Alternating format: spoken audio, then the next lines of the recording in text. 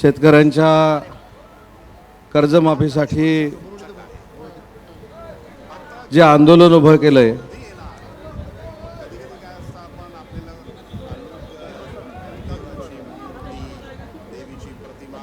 ते आपले सर्वांचे आणि शेतकऱ्यांचे देखील नेते बच्चूभाऊ कडू, माझ्यासोबत आलेले सन्माननीय जिल्हाधिकारी, सर्व अधिकारी आणि मोठ्या संख्येने उपस्थित शेतकरी बंधू आणि भगिनींनो,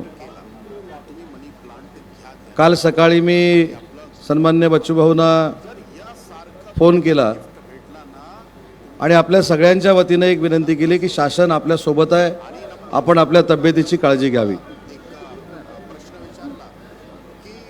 हा फोन झाल्यानंतर बच्चूभाऊंनी काही गोष्टी मला देखील शासनातला मंत्री म्हणून सांगितल्या आणि मी काल रात्री मुख्यमंत्री महोदयांशी चर्चा करून, राज्याचे उपमुख्यमंत्री एकनाथ शिंदे साहेबांशी चर्चा करून बच्चूभाऊंना भेटण्यासाठी या ठिकाणी आलो।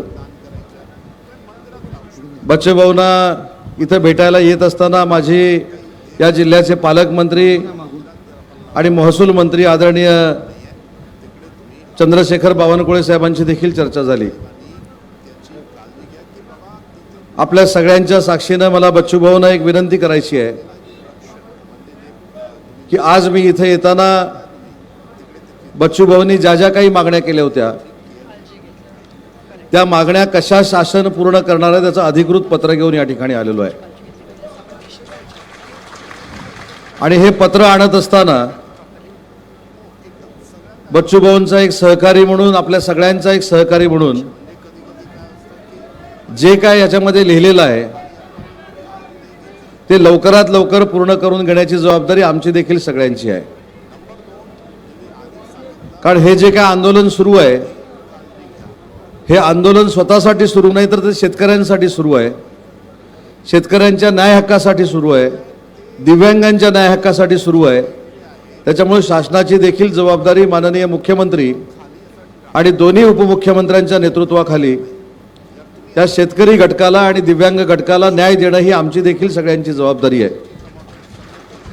आणि म्हणून जे पत्र राज्याचे महसूल मंत्री आदरणीय चंद्रशेखर बावनकुळे साहेबांनी बच्चूभाऊंना जे लिहिलेलं आहे ते मी वाचून दाखवतो।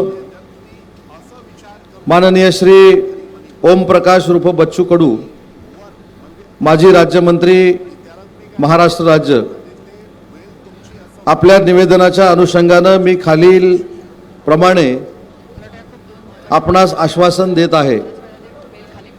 शेतकरी कर्जमाफीसाठी 15 दिवसाच्या आत उच्चस्तरीय समिती नेमली जाईल। समितीचा अहवाल आल्यानंतर कर्जमाफी संदर्भातला निर्णय घेण्यात येईल। तसेच थकीत कर्जदारांच्या सक्तीच्या वसुलीला स्थगिती देणे व नवीन कर्ज देणे या संदर्भामध्ये तातडीने बैठक लावून निर्णय घेण्यात येईल। दिव्यांगांच्या मानधनासाठी 30 जून या पुरवणी बजेटमध्ये मानधन वाढीची तरतूद करण्यात येईल। उर्वरित मुद्द्यांवर संबंधित मंत्री तथा मुख्यमंत्री महोदय यांच्यासोबत बैठक लावून मागण्या निकाली काढण्यात येतील। आणि याच्या पुढे जाऊन सांगतो की 6 मंत्र्यांनी बच्चूभाऊंबरोबर VC-वर चर्चा केलेली आहे। त्या मंत्री महोदयांची देखील आज मी चर्चा केली आणि त्यांनी देखील सांगितलंय की बच्चूभाऊ ज्या दिवशी मुंबईमध्ये येतील त्यावेळी त्यांच्याशी चर्चा करून प्रत्येक विभागाची बच्चूभाऊंना जी आवश्यक बैठक आहे ती देखील बैठक मुंबईमध्ये लावण्यात येईल असं आश्वासन देखील त्या 6 मंत्र्यांनी दिलेलं आहे। मला असं वाटतं की शेतकऱ्यांच्या न्याय हक्कासाठी ते लढत असताना शासन म्हणून आमची देखील जबाबदारी आहे। आणि सुरुवातीच्याच फोनवर मी त्यांची चौकशी करत असताना पहिला प्रश्न असा विचारला की मागण्या मान्य करण्यासाठी शासन तुमच्यासोबत आहेच, परंतु तुम्ही प्रकृतीची काळजी घेणं गरजेचं आहे। जो शेतकऱ्यांचा नेता शेतकऱ्यांच्या न्याय हक्कासाठी कर्जमाफीसाठी आंदोलन करतोय ते आंदोलन यशस्वी होत असताना त्याची प्रकृती देखील सांभाळणं ही शासन म्हणून आमच्या सगळ्यांची जबाबदारी आहे। आणि म्हणून बच्चूभाऊ आज देखील मी आपल्याला विनंती करतो की शासनानं तुम्हाला अधिकृत पत्र माझ्याद्वारे आणि कलेक्टर साहेबांच्याद्वारे द्यायचा निर्णय घेतलेला आहे, ते आम्ही आता 2 मिनिटांमध्ये देऊ. मला असं वाटतं की एखादी मागणी प्रलंबित राहिली, तुम्हाला असं वाटलं की आम्ही हे करणार नाही, तर तुम्ही हे पुन्हा एकदा आयुध काढू शकता. परंतु आमच्या सगळ्यांच्याच दृष्टीनं बच्चूभाऊ कडूंची प्रकृती सगळ्यांना महत्त्वाची आहे, कारण असा नेता सांभाळणं ही देखील शासनाची जबाबदारी आहे. मी बच्चूभाऊंचं दिव्यांगांसाठीचं काम स्वतः बघितलेलं आहे. मी आता येत असताना एक किस्सा बच्चूभाऊंचा जिल्हाधिकाऱ्यांना सांगितला, ज्याचा उल्लेख मी या ठिकाणी करत नाही. आपण तो सगळ्यांनी टीव्हीवर बघितलेला आहे. एखाद्या गोष्टीसाठी आक्रमकपणानं न्याय मिळण्यासाठी कशा पद्धतीनं बच्चूभाऊ काम करतात ते आपल्या सगळ्यांना माहिती आहे.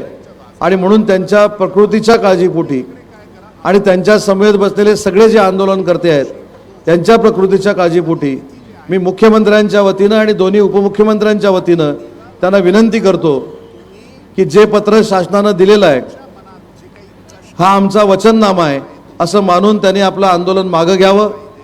शेतकऱ्यांना न्याय देण्यासाठी महायुतीचं सरकार बच्चूभाऊंसोबत आहे, हा देखील मंत्री म्हणून मी आपल्याला शब्द देतो. आणि त्यांच्या काळजीपोटी आणि त्यांच्यासोबत असलेल्या सगळ्याच आंदोलनकर्त्यांच्या काळजीपोटी आणि शेतकऱ्यांच्या काळजीपोटी बच्चूभाऊंनी आपलं आंदोलन मागं घ्यावं ही शासनाच्या वतीनं मी आपल्याला विनंती करतो. 2 मिनिटातच या पत्राचा प्रिंट हा आपल्याकडे येईल. मी तो बच्चूभाऊंकडे स्वाधीन करेन आणि तो बच्चूभाऊंना